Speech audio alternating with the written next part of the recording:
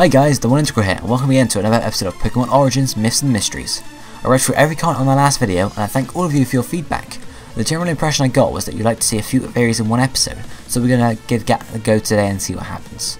Now one theory that was very popular was the Gengar Clefable theory, so we're going to start with that. So Gengar and Clefable have, through trade marketing and beta art, been proven to be some of the earliest Pokemon ever made. And an interesting fact you may not know about Clefable is that originally, when Pokemon was just a series of comic books, its pre-evolution Clefairy was the original mascot. This was to make the series more engaging. However, when the series was ready for a TV adaptation, the marketers decided that Clefairy wasn't cuddly or yellow enough and simply replaced it with Pikachu, who they thought could be more identifiable by younger viewers. Anyway, back to the theory. It states that Gengar is a shadow of Clefable. So Gengar is known as the Shadow Pokemon, but what exactly is it? A shadow of Clefable perhaps? But anyway, their body shapes are almost exactly alike, with the only major difference being that Clefable has a curl for its hair and tail, while Gengar has spikes. However, the shadow of an upright spiral on Clefable's tail would only be a line, or a spike. Now look at their typings. One is a normal type, the other a ghost type. Due to their immunities, neither of them could hit each other with a stab attack, since they'd just be immune to each other. So they can't hit each other. I mean, have you ever tried to hit your own shadow? Comment down below if you... wait, no, I don't want to know.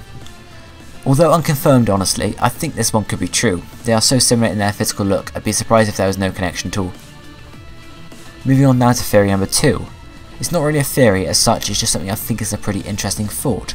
So have you noticed that psychic Pokemon such as Kadabra have 3 weaknesses? These are Ghost type moves, Dark type moves and Bug type moves. These weaknesses could represent common human fears. For example, the fear of ghosts and the paranormal, the fear of the dark, and the fear of bugs. Ghost, Dark and Bug. And saying the ability to be psychic is all to do with the mind, it does make a fair bit of sense. And finally out onto Giovanni, for the most part a bad guy, but was he all bad? So yes, he was the head of Team Rocket, and he created Mewtwo. He knew that Mewtwo had the power to wipe out the world, so he got a hold of the Sylph Scope, which will allow him to see and capture ghosts to weaken Mewtwo, and a Master Ball, which as we know can catch any Pokemon. Sure, this could have been a backup plan should Mewtwo have turned on him, but you could think of it as he did it because part of him didn't want him to be evil. Yeah, he did, you know, break into houses, murder Pokemon, to hold Mr. Fuji hostage, hold Sylph Co hostage, create casinos for 10-year-olds, and steal and sell some Pokemon on the black market, but maybe, just maybe, he had some good in him. So here ends another episode.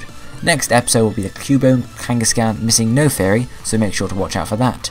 Thank you very much for all of you who are your ongoing support with the channel. I've been the One Integral. Goodbye for now.